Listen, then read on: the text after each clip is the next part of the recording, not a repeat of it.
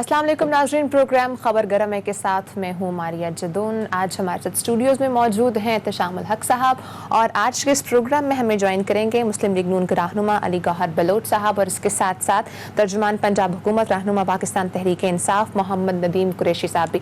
नाज़रीन, 2-3 दिन से ज़ेर बहस है टॉपिक, आपको भी मालूम होगा जिस तरह से JIT की रिपोर्ट्स, 3 JIT की रिपोर्ट्स सामने आई हैं, जिसमें उज़ैर बलोच की JIT की रिपोर्ट आई है, निसार मुरानी साहब की JIT की रिपोर्ट सामने आई है और बल्दिया टाउन फैक्ट्री की JIT रिपोर्ट सामने आई है।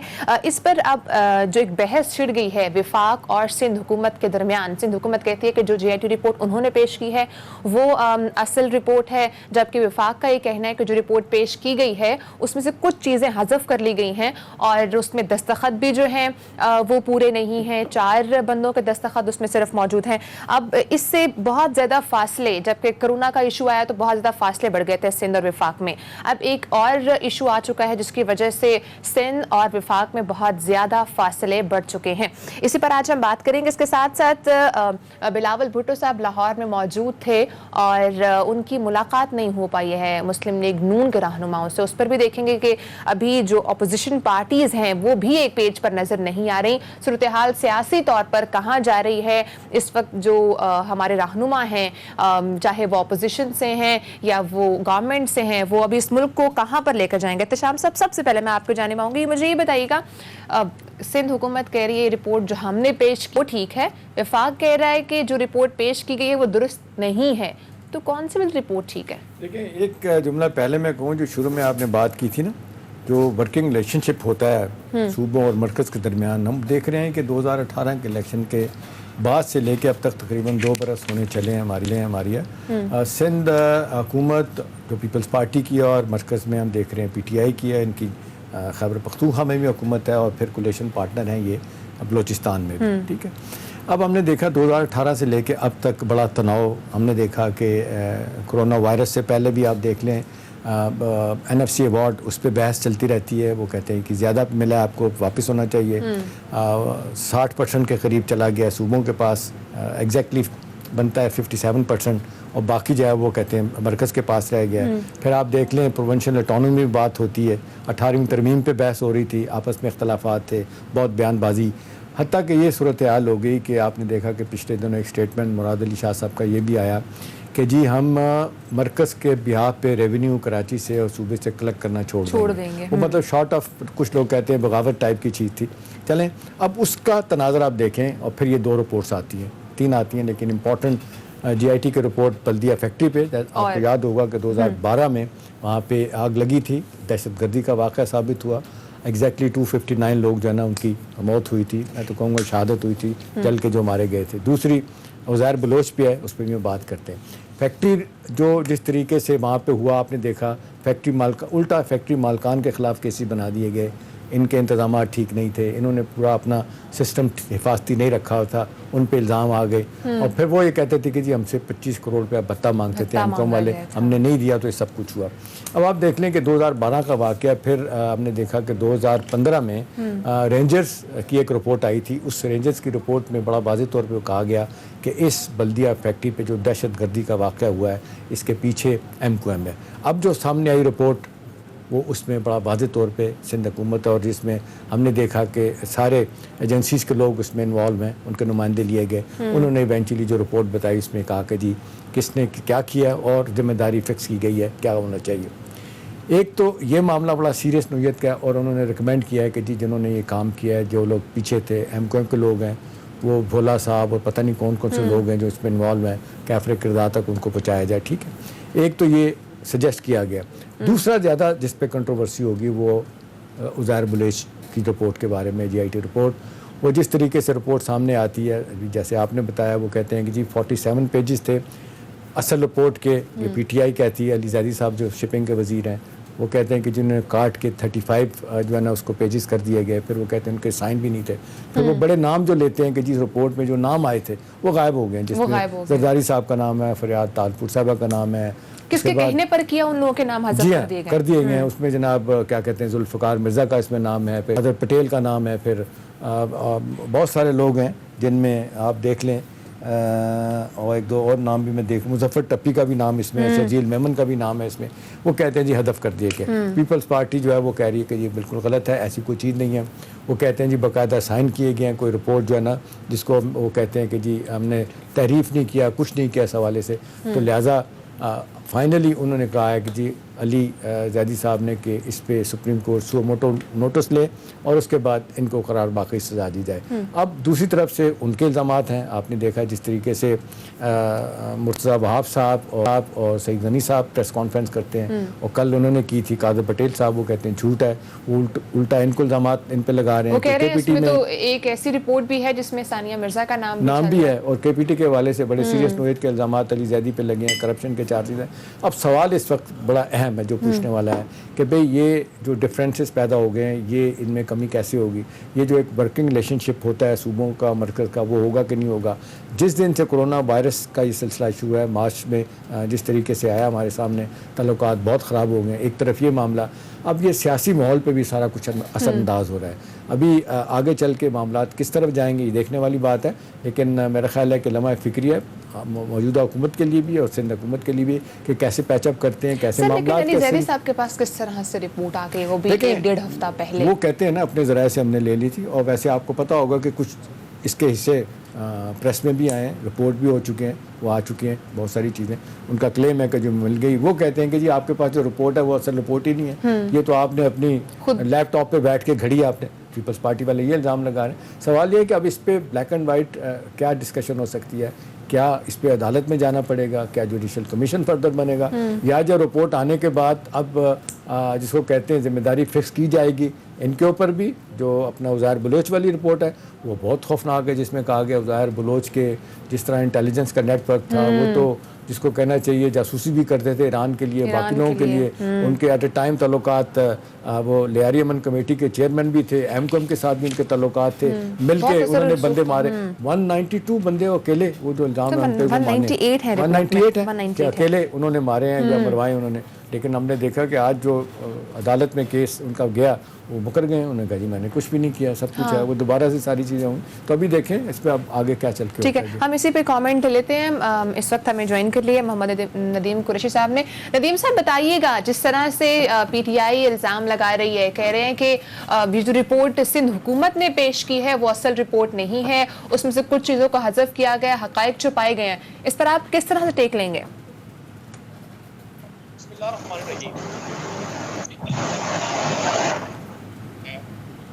आप देखिए उसके तमाम उन इदारों के जो GIT का हिस्सा थे, जिन्होंने इन्वेस्टिगेशन की, उन सबके सिग्नेचर्स मौजूद है, और बाशमूल ज़ाहिर बिलोच के सिग्नेचर। होना तो ये चाहिए कि पीपल्स पार्टी अब इस बात को एड करे, क्योंकि ये बारहा इन्होंने माजी में कहा कि हमारा ज़ाहिर बिलोच से ताल्लुक नहीं था, इन्होंने हमेशा उसे डिस्टेंस किया, और बहुत सारी पिक्स भी आपकी सोशल मीडिया के जरिए वायरल हुई, आपका इलेक्ट्रॉनिक मीडिया भी इसको कोट करता रहा चीजों को जो खोज के ताल्लुकात। लेकिन अब ये कहना कि जी PTI ने खुदा न खास्ता खुद बना लिया रिपोर्ट, ये मतलब मेरे लिए बड़ी एज ए पॉलिटिकल वर्कर बड़ी हैरानकुन बात है कि आप तमाम इदारों को भी मिलाइन कर रहे हैं। पाकिस्तान आला एजेंसियां जिनमें रेंजर्स है, ISI है, IP है, गवर्नमेंट है, और आप देखें ये बिल्कुल ठीक बात है, ये तमाम चीज इंटरलिंक है। जब उज़ैर बलोच के हवाले से जब भी आया करती थी तो हर शख्स को मालूम था कि उज़ैर बलोच किसके फ्रंटमैन थे, वो क्या करते रहे। उन्होंने बहुत सारी चीजें कैमरे के सामने भी उन्होंने एडमिट की इन बातों को। तो अब पाकिस्तान में एक सिलसिला राइज हो गया कि हमने किसी सूरत भी स्याह को स्याह नहीं कहना और फिक्स कर रहे हैं चीजों को। लेकिन माजरत के साथ कुरैशी साहब ये बताइएगा ये बहस तो आप बिल्कुल ठीक कह रहे हैं, उज़ैर बलोच ने जो कुछ किया वो तो मेरा ख्याल है अब सारी दुनिया को पता चल गया है कि किस तरीके से पीपल्स पार्टी भी साथ मिल के और एमकॉम भी साथ, दोनों मिल के उनके साथ क्या कराया करते थे, किस तरह लोगों को रास्ते से हटाया करते थे, किस तरह कत्लो गारत हुई, दहशत गर्दी हुई। सवाल इस वक्त जो बहस शुरू हो चुकी है वो जिस तरह के इल्ज़ामात अली जैदी साहब की तरफ से आए कि जी 47 पेज की रिपोर्ट थी, उसको 35 पेज कर दिया गया, नाम हज़फ कर दिए गए। वो ये कहते हैं कि जी आपके पास जो रिपोर्ट आई है वो है ही नहीं है, असल रिपोर्ट तो हमारे पास थी, आपने कैसे ले ली, लैपटॉप पे आपने बना के दे दिए। अब सवाल ये है कोई साहब कि इसको कौन वेरीफाई करेगा, कौन फैसला करेगा, सिवाय इसके कि जो खुद वो कह रहे हैं कि जी सुप्रीम कोर्ट सुओ मोटो ले चीफ जस्टिस साहब और फैसला करें। तो आप ज़रूरी तो नहीं कि सुओ मोटो जो है सुप्रीम कोर्ट लो नोटिस लेगी, अगर वो नहीं लेती तो फिर क्या होगा? श्याम साहब, मैं कर्ज करूं जी, पाकिस्तान तो जंगल का कानून तो है नहीं कि कोई भी शख्स लैपटॉप पे बैठ के आज खुद को रिपोर्ट बना ले। वो फेडरल मिनिस्टर हो, नेशनल असेंबली में एक पाकिस्तान की आला तरीन असेंबली में वो रिप्रेजेंट करता हो अपने इलाके को, फेडरल मिनिस्टर हो, और उस पर ये इल्जाम लगाया जाए ना, ये बड़ा मजे का खेज है। अली जैदी साहब ने जो पॉइंट सुप्रीम कोर्ट को रिक्वेस्ट की है कि जी वो सुमोटो ले, मैं समझता हूँ ये तो दूध का दूध पानी का पानी हो जाएगा। सुप्रीम कोर्ट से आला तो अदालत कोई पाकिस्तान में नहीं है। और आप देख लीजिएगा, अब हम जिस सिमत में बढ़ रहे हैं एहतशाम साहब, अब चीजों को लोगों के सामने, पाकिस्तानियों के सामने, इस कौम के सामने सच लोगों को बोलना पड़ेगा। अब अंडर द कारपेट चीजें रखना लोगों के लिए आसान वो नहीं सिंध होगा। गवर्नमेंट ये भी कह रही है, अली जैदी साहब अपना ये मुर्तज़ा वहाब भी और सईद साहब भी जो बात कर रहे हैं, वो ये कह रहे हैं कि जी और जिस तरह के इल्ज़ामात इन्होंने लगाए हैं मौजूदा सियासी सूरत हाल में, जहाँ पे वो कहते हैं जी कि जी PTI की गवर्नमेंट परफॉर्म नहीं कर सकी, उससे तवज्जो उठाने के लिए किया है। प्लस वो सीरियस नोयत के इल्ज़ामात लगा रहे हैं अली जैदी साहब पे कि KPT के चेयरमैन के साथ मिल के ये एलिजली करप्शन में मुब्तला हैं, मुलव्वस हैं बुरे तरीके से, उससे नज़रें चुराने के लिए, तवज्जो हटाने के लिए ये इन्होंने इस पर बात की जिसकी ज़रूरत नहीं थी। क्या कहेंगे? हुजूर वाला, इस वक्त मैं बतौर रुकने असेंबली समझता हूँ जो शख्स ज्यादा सरात मुस्तकीम पर, मैं ये कोई मतलब मैं बुनियाद बस्ती वाला लफ्ज इस्तेमाल नहीं कर रहा, जो सरात मुस्तकीम पर और सीधे रास्ते पर चलने की कोशिश करेगा उसके बारे में इस तरह के इल्जाम आएंगे। आप कैसे मुमकिन है कि सईद गनी साहब या मुर्तज़ा वहाब साहब पाकिस्तान तहरीक इंसाफ की गवर्नमेंट की उन चीजों को एडमिट करें जो पिछले 2 साल में होती रही हैं? हमने सर्टिफिकेट पाकिस्तान पीपल्स पार्टी या अपोजिशन की जमातों से लेना नहीं है ना, यहाँ रिवायत है। यहाँ तो प्राइवेट लिमिटेड फैमिलीज की तरह पॉलिटिकल पार्टियां काम करती है। मखसूस फैमिलीज की लीडरशिप को उन्होंने काबिज करवाया, कब्जा करवाया हुआ है पॉलिटिकल पार्टीज पर, और उन्होंने ना सिर्फ अपनी लीडरशिप के साथ उन्होंने बल्कि अपनी नौकरियां पक्की करने के लिए उन्होंने और उस काम को नेगेटिव करार देना है जो पाकिस्तान की आवाम के लिए बेहतर है। हमने फैसला ये करना है कि पाकिस्तान की आवाम क्या सोच रही है। मैं समझता हूं पाकिस्तान की आवाम तो ये भी चाहती है कि चीनी सस्ती हो, आटा सस्ता हो। एहतशाम साहब, वो तो अभी तक सस्ता हो नहीं सका। आपको नहीं लगता कि इस तरह के इश्यूज छेड़ कर मुल्क को और अंधेरे की तरफ धकेला जा रहा है? इस पे मेरा ख्याल है इसके बाद बात करेंगे। ये जो बड़ा अहम सवाल उठाया मारिया ने कि जी लोग पंजाब में तवक्को कर रहे हैं कि चीज़ें जिस तरीके से महंगाई का तूफान बर्पा हो चुका है, कंट्रोल में कुछ भी नहीं है। मेरा ख्याल है बलोच साहब से आप बात कर लें तो उसके बाद फिर इस पे आते हैं, ताकि ये बल्दिया फैक्ट्री और ये दूसरी जो रिपोर्ट है DIT बनी है उज़ैर बलोच वाली, उनका कमेंट ले लें पहले। ठीक है बलोच साहब, आप इस पर क्या कमेंट करेंगे? आप इस सिचुएशन को किस तरह से देख रहे हैं? देखिए जदौन साहबा, बिल्कुल मैं भाई की बात सुन रहा था। असल इशू ये नहीं है कि ये रिपोर्ट है, इससे जो PTI है, गवर्नमेंट है, वो मतलब है कि डिसएग्री कर रही है।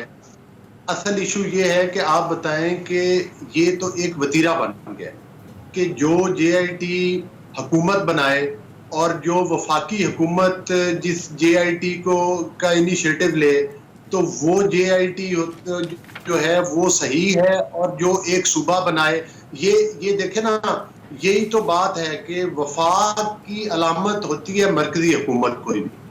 लेकिन अगर आप हर मामले में जिस तरह से कि पहले पीपल्स पार्टी की गवर्नमेंट ने जब कोरोना के ऊपर मतलब है कि आपको पता है APC भी बुलाई गई, लेकिन उस पर भी इत्तेफाक पैदा ना हो सका और सिंध के चीफ मिनिस्टर चीखते चलाते रहे कि भाई वफाकी हुकूमत हमारी सुन नहीं रही, वो SOPs लेकिन माजरत के साथ बलोच साहब, आप नहीं देखते कि ये जो रिपोर्ट ठीक है सिंध गवर्नमेंट की है, लेकिन इसमें वफाकी हुकूमत के नुमाइंदे भी थे, वफाक के जो अदारे हैं ISI के नुमाइंदे थे, FIA के, और बाकी लोग भी फेडरल जो अदारे हैं उनके भी नुमाइंदे उसमें थे जी। तो वो शाम साहब, वो फिर इनको रिपोर्ट उसको मानना चाहिए ना, क्यों डिसएग्री क्यों करती है वफाकी हुकूमत? इसका मतलब है कि वो बायस्ड है, इसका मतलब है कि वो जो एक सूबे ने जो एक रिपोर्ट दी है वो उससे किस बेस पर इख्तलाफ करती है? मां सिर्फ इस वजह से कि क्या आया सिंध में इनकी गवर्नमेंट नहीं है? मुझे ये बताएं कि जो ये चीनी और आटे का इशू हुआ और इसके ऊपर वफाकी हुकूमत ने एक वो रिपोर्ट, वो भी JIT थी जिस पर रिपोर्ट आई है, उसमें आप बताएं कि अब बाकी सारी ऑपोजिशन ये कहती है कि इसके जिम्मेदार प्राइम मिनिस्टर हैं, चूंकि उन्होंने इजाजत दी कैबिनेट मीटिंग में बैठ के। चीफ मिनिस्टर पंजाब जो है वो उन्होंने सब्सिडी बकायदा उनकी अप्रूवल के बाद जारी हुई। तो मुझे ये बताएं कि ये जब मतलब है कि वो उसमें इमरान खान का नाम क्यों नहीं आया, उसमें पंजाब के चीफ मिनिस्टर का नाम क्यों नहीं आया। लेकिन तो मैं साहब साथ ही एक साथ चीज ये इसमें अर्ज बड़ी करूंगा- नहीं है, आपने देखा होगा इस तरह की बेशुमार रिपोर्टें जो बनती रही हैं, ये पहली दफ़ा मैं देख रहा हूं कि कभी आज तक किसी रिपोर्ट में मैंने ये नहीं देखा कि कोई रिपोर्ट ओरिजिनली 43 पेजेस की है उसको कम करके 35 पेज कर दिया गया। आपके ख्याल में अली जैदी साहब ये जो इल्ज़ाम लगा रहे हैं वो उसको डिनाई कर रहे हैं, इसके पीछे क्या मुहर्रकात हो सकते हैं? देखिए इसके पीछे मैं तो यही समझता हूं कि ये सिर्फ और सिर्फ चूंकि वफाकी हुकूमत बिल्कुल बायस्ड है, वो जो अपने माफियाज हैं उनकी प्रोटेक्शन करती है और जो ऑपोजिशन के लोग हैं उनको क्रिटिसाइज करती है। देखिए एक चीज तो बिल्कुल सही है शाम साहब कि जो भी जुम्मेदारान हैं, चाहे वो बल्दिया फैक्ट्री वाला केस है, चाहे वो उदैर बलोच है, जो लोगों के कत्लो मतलब के होली खेली खून की, वो कोई भी हो, वो चाहे मेरी जात ही क्यों ना हो, बिल्कुल 100% इंसाफ होना चाहिए और किसी भी कातिल को स्पेयर नहीं करना चाहिए। जो भी जिम्मेदार है, जो भी उनका जुर्म बनता है, उनको कैफरे किरदार तक पहुंचना चाहिए। लेकिन जहां तक बात यह है कि कोई एक जरूर लेवल होना चाहिए कि जिस पर ऑपोजिशन और हुकूमत सारे जो है वो इत्तेफाक करें, लेकिन ठीक इस है, चीज का इत्तेफाक की वतीरा आपने बात की, गवर्नमेंट ने उस पे डाला है। ऑपोजिशन बलोच साहब ने बात की ऑपोजिशन और हुकूमत जो है वो एक पेज पर हो, लेकिन अभी रिसेंटली बिलावल भुट्टो साहब आए हैं, ऑपोजिशन तो खुद एक पेज पर नहीं है। नहीं, इसमें मेरा ख्याल है बलोच साहब दो एक चीज़ें, पहली तो बात यह है कि जो दो रिपोर्ट्स की बात हो रही है, बल्दिया फैक्ट्री जो थी उसमें तो आप देख लें टेक्सटाइल की फैक्ट्री, उसमें हमने देखा कि उस पर कोई एतराज़ नहीं है, कोई इख्तलाफ नहीं है पीपल्स पार्टी में और पीटीआई में। और क्योंकि शायद इसकी वजह ये है कि पीटीआई और पीपल्स पार्टी दोनों ही ओपोनेंट हैं एमक्यूएम के, उस पर सारा का सारा इल्ज़ाम एमक्यूएम पे लग रहा है, लिहाजा उस पर कोई इख्तलाफ नहीं। ये सारी कहानी जो रिपोर्ट है जिस पे बहस हो रही है उज़ैर बलोच वाली है। उज़ैर बलोच के बारे में जिस तरीके से कहा गया, एक मुद्दत तक उनको एलिजली पीपल्स पार्टी के लोग जो है ना वो सपोर्ट करते रहे, उनको खुले हाथ जिसको कहना चाहिए दिए गए, अपनी मर्ज़ी से पुलिस के थानों में बंदे जो है ना वो अपॉइंट कराया करते थे, और इल्ज़ाम इतने सख्त नोयत के हैं कि वो 20-20 लाख रुपए एक इदारे से लेके फरियाद तालपुर साहिबा और दूसरे लोगों को पहुँचाया करते थे। ये तो उसके बाद जब देखा कि पीपल्स पार्टी की हुकूमत रही, चले गए, उसके बाद उनको गिरफ्तार करके लाया गया और आज वो सब कुछ भुगत रहे हैं। अब दूसरा सवाल जो मारिया कर रही हैं कि जो इस वक्त सूरत हाल पंजाब में पैदा हो चुकी है, जिस हवाले से आपकी हम देख रहे हैं कि बिलावल भुट्टो जरदारी साहब बड़े दिन बैठे रहे और कोरोना वायरस के हवाले से आपके लीडर शहबाज शरीफ साहब का मनफी भी आ गया टेस्ट, इसके बावजूद उनकी मुलाकात नहीं हो सकी।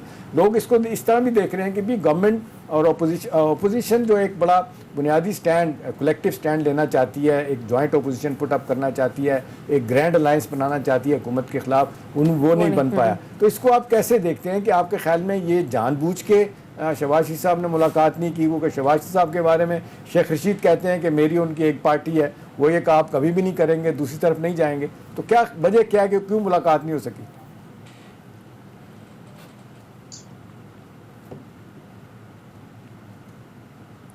बलोच साहब ये क्वेश्चन आपसे था, मेरे ख्याल से बलोच साहब को जी जी मैं ये अर्ज करता हूँ। जी जी जी जी आवाज आ रही है? जी आ रही है बलोच साहब। हाँ जी, तो इसमें मेरी ये गुजारिश है कि ये तो बिल्कुल एक प्रोपोगंडा है, ऐसी बात नहीं है।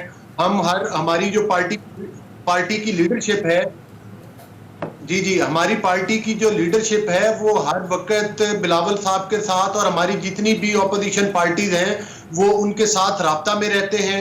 और जब कभी भी कोई भी इशू, और आपको पता है कि बिलावल साहब ने खुद अनाउंस किया है कि जैसे ही शहबाज साहब की तबीयत थोड़ी सी बेहतर हो जाएगी तो वो एपीसी कॉल करेंगे।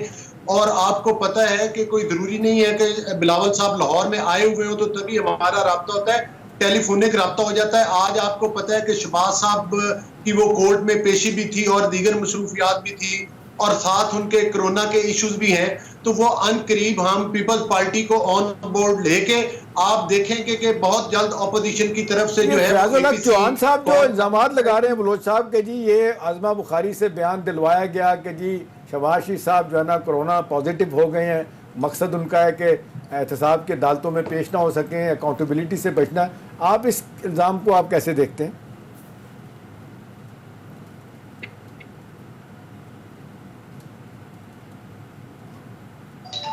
जी, मेरा ख्याल है इस पे कमेंट ले लेते हैं नदीम कुरैशी साहब का, जो मेरे तर्जुमान ख्याल से है डिले पंजाब के। आवाज जा रही है बलोच साहब को।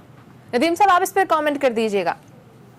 ये दोबारा फरमाइएगा, मैं आवाज नहीं, मुझे आवाज आ रही है अभी अच्छा आपकी। जी बलोच साहब, मैं अगर ये मेरी कह रहा था, आवाज जो इल्ज़ाम लग रहा है, जिस तरीके से बात हो रही है कि जी शहबाज शरीफ साहब का कोरोना पॉजिटिव जो है ना वो दिखाया गया था नहीं, आज़मा बुखारी से बयान दिलवाया गया, ये फयाजुल हक हसन चौहान साहब जो है ना वज़ीर हैं इंफॉर्मेशन के, उनकी तरफ से इल्ज़ाम है। और ये कि जी वो मकसद यही है कि अदालतों से फरार हासिल किया जाए, जी एहतसाब देखिए, अदालतों में ना पेश ना हो जाए। जी देखें, बात ये है कि मेरा इसमें यही जवाब है श्याम साहब के मुल्क चलाना जो है ना वो आसान, वो मुश्किल है और मुंह चलाना बड़ा आसान है। चौहान साहब की ड्यूटी सिर्फ मुंह चलाने पर लगी हुई है, ऑपोजिशन को क्रिटिसाइज करने के लिए, उनकी किरदार कशी करने के लिए। लिहाजा चौहान साहब की बातों को हम सीरियस नहीं ले सकते। लेकिन असल बात यही है कि बहुत जल्द एपीसी की मीटिंग होगी, ऑपोजिशन इकट्ठी होगी और उसमें जो भी इज्तिमाई फैसले किए जाएंगे, जिसमें कि इस हुकूमत के खिलाफ एजिटेशन भी जो है वो भी मतलब डिस्कस होगी और महंगाई के खिलाफ, कुरैशी साहब का भी करप्शन के कमेंट ले खिलाफ। लेते हैं। कुरैशी साहब, आपने सुन लिया बलोच साहब जिस तरह कह रहे हैं कि जी एक शख्स को रखा ही गया सिर्फ इल्ज़ाम तराशी के लिए, असल बात कुछ और है। लेकिन अगर मैं इस पे देखिए, मैं कमेंट नदीम साहब आपसे ब्रेक के बाद लूं, क्योंकि ब्रेक नदीम साहब ब्रेक का टाइम हुआ, ब्रेक इस पर आपसे कमेंट लूंगी। नाज़रीन साथ रहिएगा।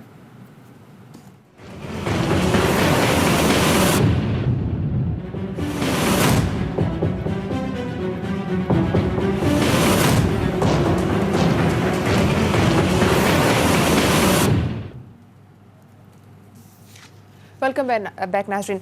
नदीम साहब, जिस तरह से अभी अली साहब ने बात की है, कह रहे हैं कि तवज्जो हटाने के लिए सारी बातें की जाती है और हम तो उनकी बात को मानते ही नहीं है, उनकी बात की हमारे नज़दीक कोई अहमियत नहीं है, इस पर आप कैसे कमेंट करेंगे?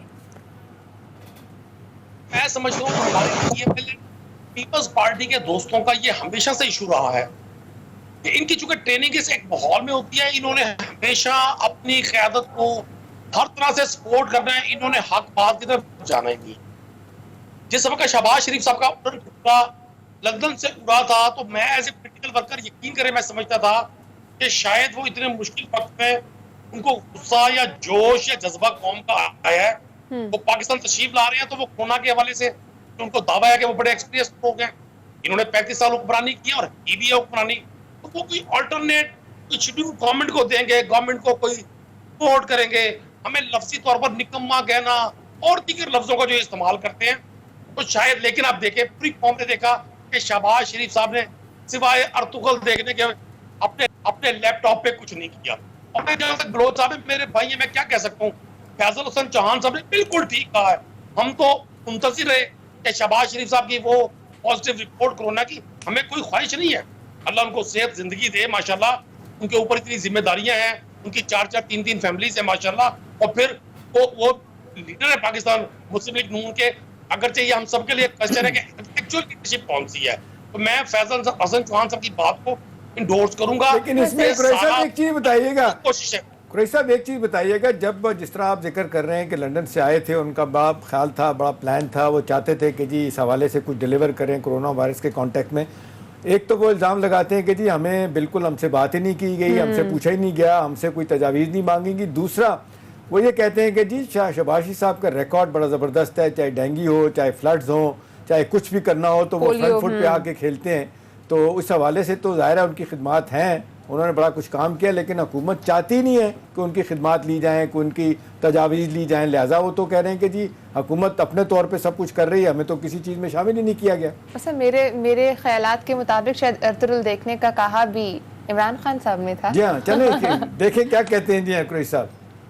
देखिए, मैं श्याम साहब एक अर्ज करूं, आज जिस जदीद दौर में हम लोग जिंदा हैं, आपका इलेक्ट्रॉनिक मीडिया, सोशल मीडिया एक ऐसा टूल है कि जो अपनी आवाज को आवाम तक पहुंचाने में बड़ा रोल प्ले करता है। अच्छा, मैं दानिस्तान लफाजी नहीं कर रहा, अभी जब हमारी पंजाब में अपोजिशन ने रिक्वेस्ट करके पंजाब असेंबली का इजलास करवाया कोविड-19 के हवाले से, तो बिलीव करें तमाम सेशन में मां सिवाय हुकूमत को इल्जामात देने के, कौम को प्रोवोक करने के, लोगों में बदगुमानियां फैलाने के, और माजी के किस्से कहानियां बयान करके एक भी पॉजिटिव चीज नहीं थी।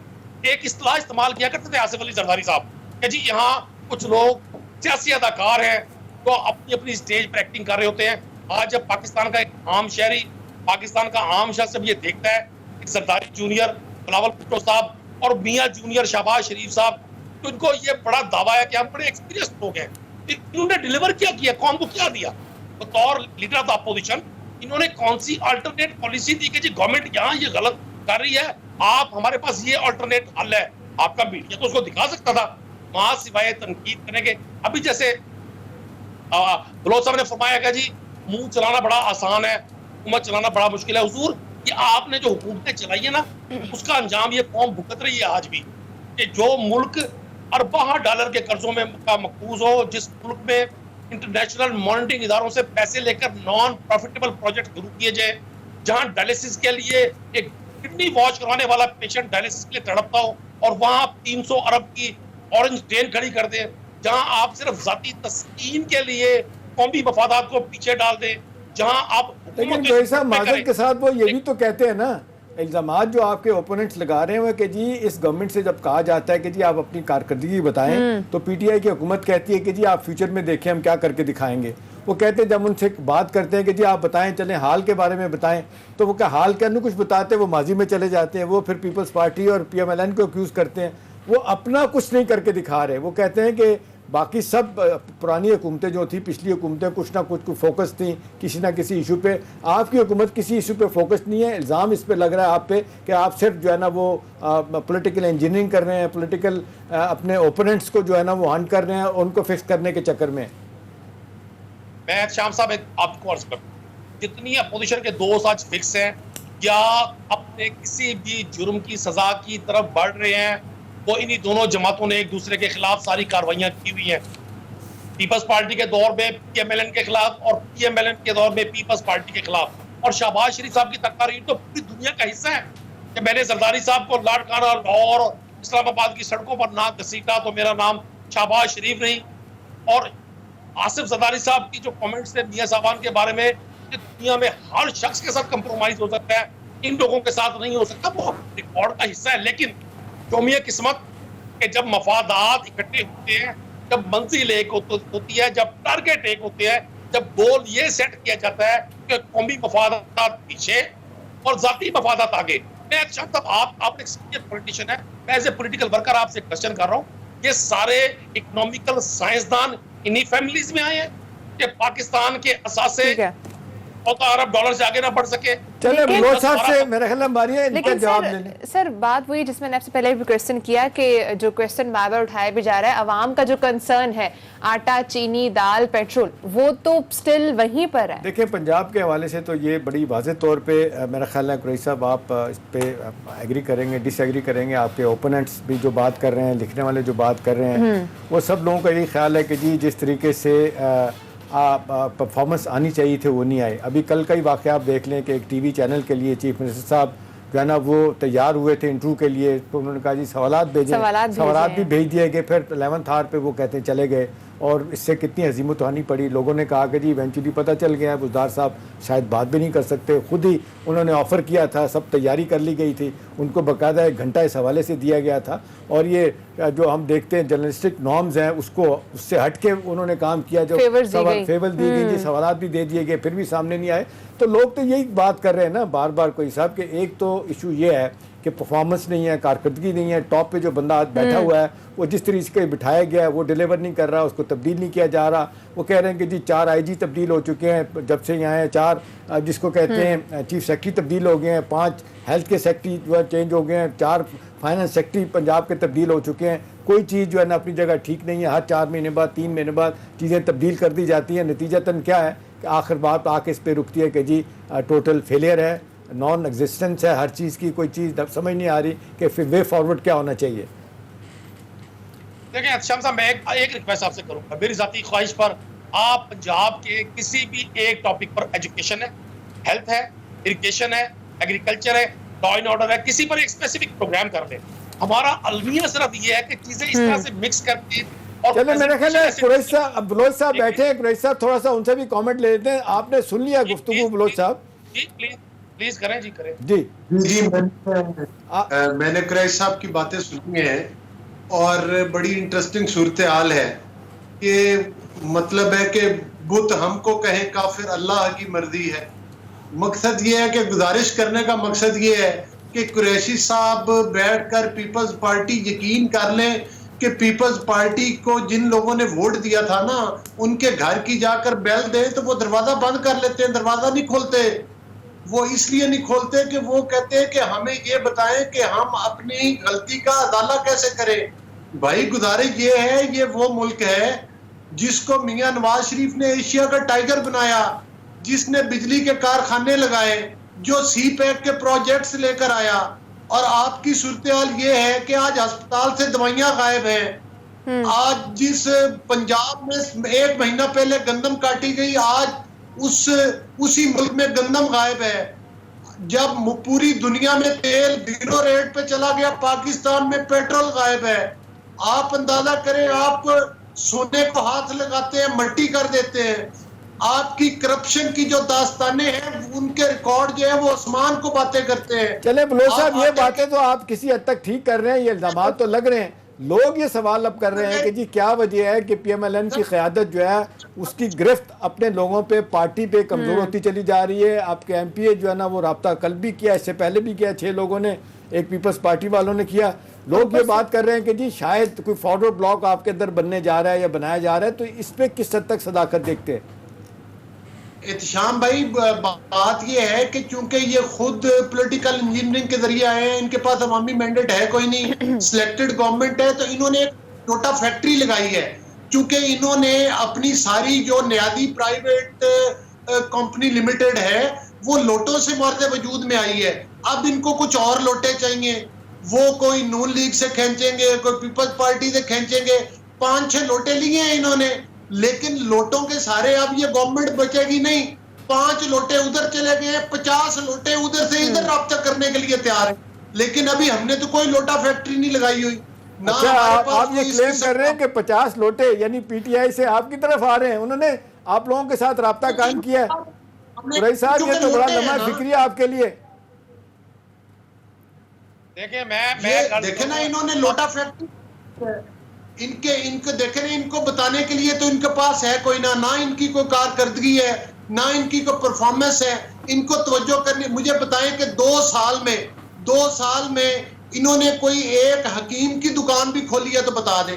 ये वाहिद मुल्क है जो 2 साल में सिर्फ बातों, गालियों, नारों के अलावा कोई डेवलपमेंट की एक ईंट इन्होंने कहीं किसी जगह पर लगाई है तो मुझे बताएं कि ये इन्होंने डेवलपमेंट का काम किया है। ये वो एक इनके मिनिस्टर थे, वो अद्वियात में दिहाड़ी लगा के चले गए और अद्वियात के आसमानों तक पहुंच गए। कमाल बात ये करते हैं, इनसे डिलीवर खुद नहीं होता। ठीक है, डिलीवर नहीं हुआ। अच्छा प्रशांत सर, जिस तरह से लोग आजकल ये कह रहे हैं, जिस तरह से आपने भी कल भी बात की थी कि गैर इलानिया लोड शेडिंग हो रही है, लोग कह रहे हैं आवाम से आपस में खुद एक दूसरे से अपील कर रहे हैं कि खबरदार, अब तुम लोगों ने अगर लोड शेडिंग पर कोई बात की, अगर वजीर आजम तक बात पहुंच गई, उन्होंने नोटिस ले लिया तो वो भी गायब हो जाएगी। लेकिन ना ये तो अब मेरा ख्याल है कुछ हकीकत भी है और कुछ उसमें हम देख रहे हैं मुबालगा राय भी की जा रही है। नोटिस लिया जाए चीज़ों का तो फिर वो चीज़ें ठीक ना हो और ख़राब हो जाए, तो मेरा ख्याल है ये तो फिर कारकर्दगी पीटीआई की ना ओवरऑल उस पर सवाल उठ जाएगा। अब देखें जिस तरीके से मामलात ख़राबी की तरफ जा रहे हैं और समझ नहीं आ रही पीटीआई की गवर्नमेंट क्या करना चाहती, क्या नहीं करना चाहती।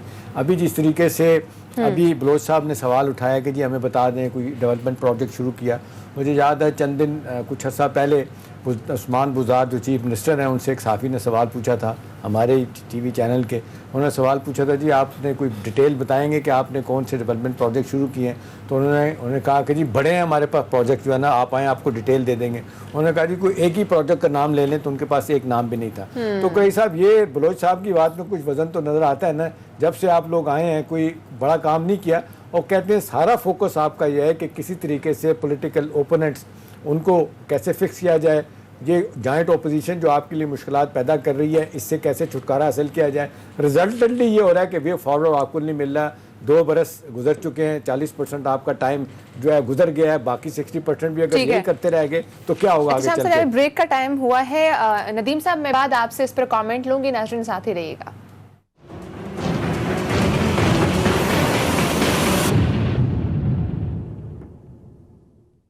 यूफोन वीकली इंटरनेट प्लस से अब मिले डबल इंटरनेट वॉल्यूम उसी कीमत में। खाना खा ले? बिरयानी नहीं बनाए भाई। इतनी तेजी से कैसे बनेगी? तेज तेज तेज ये हाथ चलाए, तेज तेज तेज ये हल निकाले, तेज तेज तेज सब कुछ करे। ये लो बिरयानी। बड़ी तेजी से बनाई, दाग भी निकलेंगे तेजी से। नया सर्फ एक्सेल 100% मुश्किल दाग निकाले ज्यादा तेज। Surf Excel.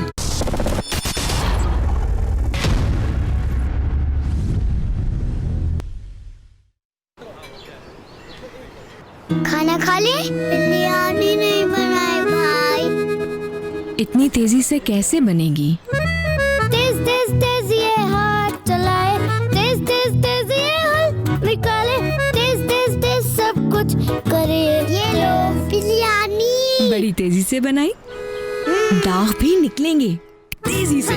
नया सर्फ एक्सेल 100% मुश्किल दाग निकाले ज्यादा तेज।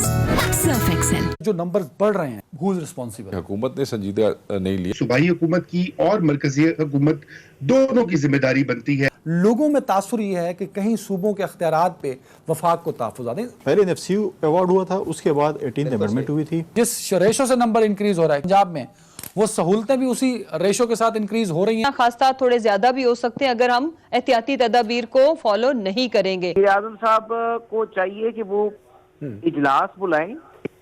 हुकूमत इससे नहीं लड़ सकती, इससे अवाम का साथ होगा तो लड़ेगी। इमरान खान साहब पसंद करते हैं जो ऑफेंसिव स्ट्रेटजी लेकर सामने आता है। देखिए प्रोग्राम डायलॉग आज रात 10:03 पर सिर्फ पब्लिक न्यूज पर। तेज तेज तेज ये हाथ चलाए, तेज तेज तेज सब कुछ करे। बिरयानी। बड़ी तेजी से बनाए, दाग भी निकलेंगे तेजी से। नया सर्फ एक्सेल 100% मुश्किल दाग निकाले ज्यादा तेज। Surf Excel. Ufone weekly internet plus से अब मिले डबल इंटरनेट वॉल्यूम उसी कीमत में।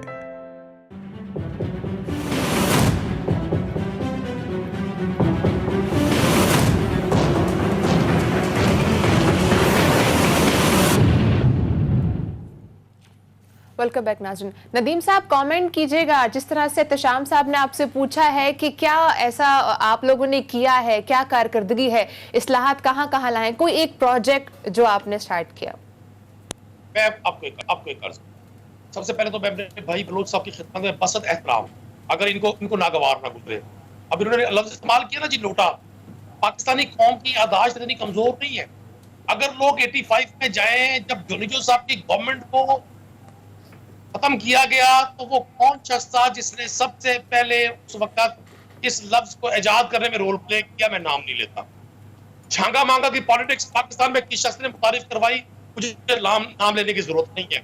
अभी बिल्कुल माजी करीब में जब PMLQ की गवर्नमेंट थी और PMLN की तमाम लीडरशिप जद्दा में एक एग्रीमेंट के तहत गुजार रही थी, वापस आने के बाद अमीर मकाम, मारवी मेमन और हामिद सरफराज और बेपनाह इस तरह के लोग किसने अपने साथ अटैच किए, मुझे नाम लेने की जरूरत नहीं है। जहां तक वो 6 या 7 अरकान असेंबली PMLN के पाकिस्तान तहरीक इंसाफ के चीफ मिनिस्टर से मिले एहतशाम साहब, पहली बात तो अरकान असेंबली का अपने हल्कों से वो मुंतखब लोग हैं, वो किसी प्राइवेट लिमिटेड कंपनी की जॉब उन्होंने नहीं की हुई, वो मिल सकते हैं। अब देखिए उनके बारे में इतने सख्त लफ्ज इस्तेमाल करने, क्या हम लोगों को इतना भी हक नहीं है? कुरैशी साहब, मैं इसका विटनेस हूँ, ये आपकी बात बिल्कुल ठीक है, मैं इसका विटनेस हूँ कि जब मोहम्मद खान जुनेजो मरूम जो है ना, वो पार्टी लीडरशिप से उनको हटाया गया, किस तरीके से इस्लामाबाद में हमने देखा कि एम्बेसी रोड पे वो जो दफ्तर था मुस्लिम लीग का, उस पर चोई निसार ने बाकी लोगों ने मिलकर कब्जा किया, उनको साइड लाइन किया गया। वो कहानी जो है ना, वो मेरा ख्याल है अब लोगों के जहनों में महफूज है, अब तो तारीख का हिस्सा है। हाँ, बस मैं इस लफ्ज लोटे के मौजूद के हवाले से बात करना चाहता था। तो मैं यही कहता हूँ ना जी, हम वो बात करें जो हिस्ट्री में ना हुई हो। मतलब जिन लोगों ने चीजें खुद इजाद की है, वो इल्जाम हम पर लगाते हैं, हमें जरूरत नहीं है। अब आ जाते हैं इस बात की तरफ, तो पाकिस्तान तहरीक इंसाफ ने क्या किया? देखिए, हमेशा माजी में होता रहा, जब भी कोई गवर्नमेंट आई है, उसने सबसे पहले माजी के मंसूबा जात को सबूताज किया, रोका। सबसे बड़ी मिसाल पंजाब में जब शहबाज शरीफ साहब वज़ीर आज़म बनते हैं, चौधरी परवेज इलाही के बाद कितने मंसूबा जात परवेज इलाही दौर के थे, सबको सर्द खाने की नजर कर दिया गया। उसकी सबसे बड़ी सबसे बड़ी एग्जांपल आज भी जिंदा और जावेद पंजाब असेंबली की वो बिल्डिंग है जिसका 85% काम मुकम्मल था, 15% काम 10 साल नहीं होने दिया गया। जबकि इमरान खान और सरदार उस्मान बुज़दार ने क्या किया, तो तमाम मनसूबाजात जो PMLN के आखिरी दौर में शुरू किए गए, आपको याद होगा जब पानामा केस की हियरिंग चल रही थी, मियां नवाज शरीफ साहब बतौर प्राइम मिनिस्टर जहां जाते थे वो फरमाते थे मौलाना फजलुर रहमान 4 अरब आप पे कुर्बान, मर्दान 2 अरब आप पे कुर्बान। मतलब उन्होंने माले मुफ्त बेरहम की तरह जितने प्रोजेक्ट शुरू किए उनका लोगों को बेनिफिट था या नहीं था। इमरान खान ने एक नई तारीख रकम की, ये पॉलिटिकल विक्टिमाइजेशन नहीं की, उन मनसूबा जात को पाया तक पहुंचाने में रोल प्ले किया। पंजाब की बात कर ले, पंजाब में 6 नई यूनिवर्सिटीज बनने जा रही हैं, पंजाब में लाखों PM हाउस में बनने की शायद तैयार हुई है, पंजाब में फ्लाई ओवर्स तैयार हुए हैं, पंजाब में सारा आपका 35,000 किलोमीटर नहरी आपाशी का जो सिस्टम था। लेकिन ये जो आपने सूबा अलहदा बनाना था कुरैशी साहब, जनूबी पंजाब वाला आपने जनूबी पंजाब का सेक्रेटरिएट कायम कर दिया।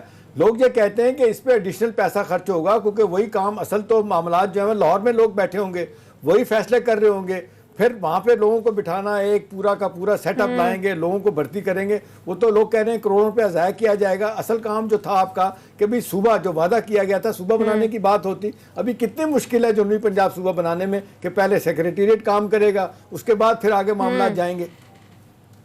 शाम साहब 4.5 करोड़ की आबादी का साउथ पंजाब, मैं खुद भी साउथ पंजाब का मुंतखब नुमाइंदा हूँ, पिछले 20-25 साल से इन लोगों का मुतालबा था।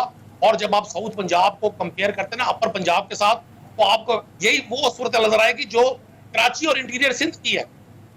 मैं समझता हूँ इमरान खान साहब ने अपनी लोगों के साथ जो वादा किया 2018 की कैंपेन में, उसको ना सिर्फ प्रैक्टिकली पूरा किया कि साउथ पंजाब सिविल सेक्रेटेरिएट जो पंजाब की आबादी के 30% आबादी को रिप्रेजेंट करेगा, उसका आगाज ही इसलिए किया गया। वो तो 10 PTI के मेंबर घेरने के लिए आपने किया ना जी जनूबी पंजाब का मामला, अदरवाइज तो हमने देखा है सिर्फ नारेबाजी होती है। किसने आना था, उन्होंने प्रेस कॉन्फ्रेंस की, मुझे याद है जिस तरीके से मखदूम साहब थे बाकी लोगों के साथ मिलकर उन्होंने प्रेस कॉन्फ्रेंस की थी कि जी हमारे मुतालबात हैं। फिर जनूबी पंजाब का एक ग्रुप बना अलहदा से, ठीक है जी, और खुसरो मुख्तियार साहब उसको लीड कर रहे थे। फिर ये वादे किए गए और फिर प्राइम मिनिस्टर ने कहा जी ठीक है हम सूबा बनाएंगे। इसी बुनियाद पे वो आप देख लें, पहले इंडिपेंडेंट थे, उसके बाद PTI में शामिल हुए। एक मिनट मुझे दीजिएगा, 1 मिनट। पाकिस्तान तहरीक इंसाफ पाकिस्तान की पहली पॉलिटिकल पार्टी है।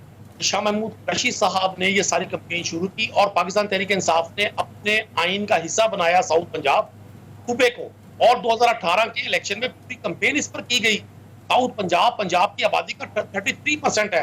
माजी में जब भी कोई बजट एलोकेट होता था, एलोकेशन हो जाती थी, लेकिन वो फंड सारा उठाकर फिर लाहौर और सियालकोट और साहिवाल में लगता था। मैं समझता हूँ आप इन सारी चीजों को रिव्यू करें, इसमें एक पूरा प्रोग्राम करें। पहली बार ऐसा हुआ सरदार उस्मान गवर्नमेंट में कि साउथ पंजाब के लिए जो 34% बजट रखा गया उसको लीगल कवर दिया गया। बलोच साहब से कमेंट लेने मारिए इस पे। बलोच साहब क्या कहते हैं? बलोच साहब सारा पैसा कहते हैं फैसलाबाद और लाहौर पे आपने लगाया, और दूसरा ये भी है कि जी जिस तरीके से तवक्को की जाती थी, आप लोग भी कहा करते थे जी, बल्कि अब जब आपकी हुकूमत खत्म हो गई थी तो आपने जनूबी पंजाब के सूबों को बनाने की जो हमायत का ऐलान किया। अपने ज़माने में आप देख लें 10 बरस तक शहबाज शरीफ साहब रहे, और वैसे देखा जाए तो 20 साल से आप हुकूमत कर रहे हैं पंजाब में, वहाँ तो कभी नाम नहीं लिया जनूबी पंजाब को अलहदा सूबा बनाने के हवाले से। जी बलोच साहब।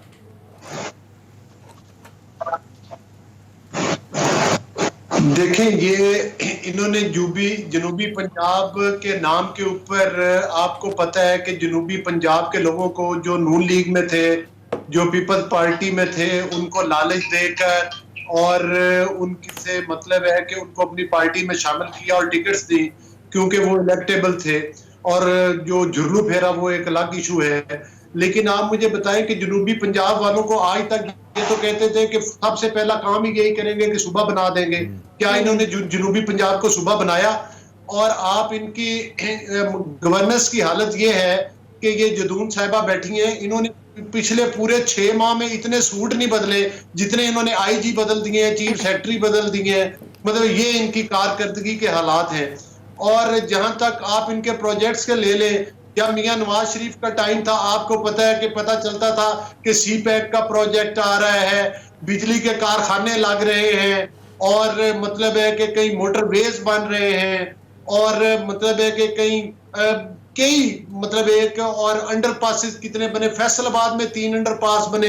अब इनका टाइम है तो देखें BRT के अरबों रुपए के खड्डों के अलावा आपको कुछ नजर आता है कि कुछ इन्होंने बनाया हो? मैं तो ये कहता हूँ कि पिछले 7.5 साल हो गए इनकी KPK में गवर्नमेंट है, कोई KPK में इन्होंने एक भी बिजली का कारखाना लगाया है तो ये बता दे। मकसद ये है कि ये बातें ज्यादा करते हैं। मैं वही कहता हूँ ना कि पहले मैंने अर्ज किया है कि भाई मेरे बातें करना, किसी पर इल्जाम तराशी करना, आपको पता है उस वक्त डॉलर का रेट क्या था? आपको पता है कि इस वक्त इन्फ्लेशन किस डबल डिजिट में चली गई है? उस वक्त 4 और 5 पर थी। आपको पता है, देखिए ये हाइडल डैम की जो बात कर रहे हैं, आपको पता है कि जो GDP की शरह है वो देख लें कि आज वो माइनस में चली गई है। तो खुदारा इस मुल्क पर रहम खाए। इस मुल्क के ऊपर दोनों हाथों से आपके माफिया लूट रहे हैं। आटा आप खा गए, चीनी के अरबों रुपए आप खा गए, और कल ऑडिट रिपोर्ट आई है, आपको पता है IPPs में 3000 अरब की बेज़ाब्तगी यानी करप्शन है IPPs में, जो आपकी हुकूमत में हुई है। मतलब है कि स्टॉक एक्सचेंज डूब गई है और ये करप्शन के रिकॉर्ड कायम कर रहे हैं। ठीक है, लास्ट 2 मिनट्स हैं तशाम साहब, मैं चाहूंगी इस सब सारे मामले पर आप भी एक दफा कमेंट करें। 2 चीज़ें, इसमें कोई शक नहीं कि नवाज साहब के ज़माने में बहुत काम भी हुआ था, लेकिन साथ करप्शन की भी बहुत कहानियाँ हैं। बड़े सीरियस नोयत के इल्ज़ाम भी लग रहे हैं, उनको भुगतने भी पड़ रहे हैं। जिस तरीके से हुआ, किस तरीके से पोल्ट्री का बिजनेस हमजा शहबाज शरीफ ने लोगों ने देखा कि बाकी लोगों को पीछे छोड़ के उन्होंने वही काम किया जो सिंध में जरदारी साहब ने सारी बड़े बड़े प्रोजेक्ट अपने हाथ में ले लिए, सारी शुगर अपने मिल्स अपने हाथ में ले ली। यही काम हमजा साहब के बारे में कहा जाता है, पोल्ट्री का बिजनेस उन्होंने किया। जिस तरीके से अपने लोगों को नवाजा, ठीक है ना। लेकिन जब अब सवाल आ जाता है कि मौजूदा जिस तरीके से बात हो रही है, कोई सब बात कर रहे हैं PTI की गवर्नमेंट की पंजाब में कारकर्दगी के हवाले से, देखिए बहुत सारी चीज़ें करने वाली हैं जो अभी तक नहीं हो पा रही। अभी इनिशियल स्टेजेस में है सारी, अभी चीज़ों की वर्किंग ही हो रही है। अभी देखा जाए मोमन डैम का ठेका हुआ, बादशाह डैम का ठेका हुआ, ठीक है, हाइडल प्रोजेक्ट की तरफ आप जा रहे हैं, लेकिन IPPs का बड़ा सीरियस नोयत का मसला है, अपनी जगह पे है। वहाँ पे भी लोन जो है अरबों रुपए के लोन लिए गए, किस तरीके से महंगे दामों पे सौदे किए गए। 7.5 सेंट पर यूनिट थी बिजली, अब 20 सेंट और 25 सेंट पे किए गए। किनको फ़ायदा पहुँचाया गया? क्यों हाइडल प्रोजेक्ट शुरू नहीं किए गए? क्या ये माफिया था IPPs का जिन्होंने सब कुछ किया? तो मेरा ख्याल है इल्ज़ामात दोनों तरफ से बहुत ज़्यादा है। असल बात यह है इस वक्त इस वक्त नून की हुकूमत तो नहीं है, हुकूमत तो PTI की है। अब इस वक्त उन्हें डिलीवर करना है, कारकर्दगी दिखानी है। लोग इनसे तवक्को कर रहे हैं कि जी अब छोड़ दें, आप एक्विजिशन और काउंटर एक्विजिशन की तरफ मत जाएं, आपको काम करके दिखाएंगे, तब आप जो है ना अपना कुछ तो डिलीवर करेंगे। ठीक है, बहुत शुक्रिया नदीम साहब, आपने दिया है, अली साहब आपने हमें वक्त दिया, बहुत शुक्रिया। नाज़रीन, प्रोग्राम का वक्त खत्म हो चुका है, अपना बहुत सारा ख्याल रखिएगा, इंशाल्लाह कल मुलाकात होगी। अल्लाह हाफ़िज़।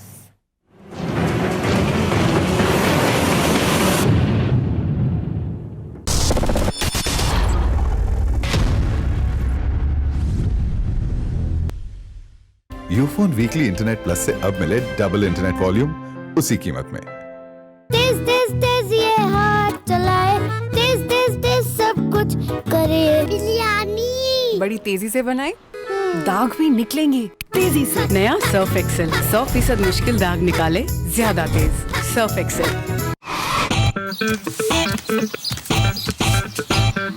खेल के बाद रिफ्रेश होने के लिए सिर्फ टैंक, टेस्ट ऐसा कि बस पीते जाओ। खाना खा ले, बिरयानी नहीं बनाए भाई। इतनी तेजी से कैसे बनेगी? तेज तेज तेज ये हाथ चलाए, तेज तेज तेज ये हल निकाले, तेज तेज तेज सब कुछ करे। ये लो बिरयानी बड़ी तेजी से बनाई, दाग भी निकलेंगे तेजी से। नया सर्फ एक्सेल 100% मुश्किल दाग निकाले ज्यादा तेज। Surf Excel. ये अवामी शो है CIA, हम पीछा करते हैं। अनिता चौधरी हिट नहीं सी हुंदी। अच्छा, बाबे को लाई, बाबे ने फिर स्टेप दसिया, वो तो हिट होया। बाबा जी गल करन तो पहले माउस क्यों हिलाते? इसलिए हिलाना पुत्र, तेरी खाला ना मैं चैटिंग करनी होती। खबर बनाने की माहिर है, उनसे बात करते हैं।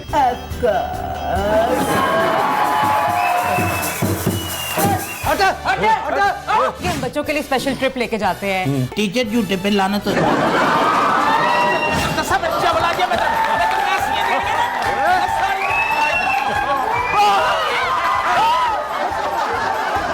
नहीं हेलो एक मिनट।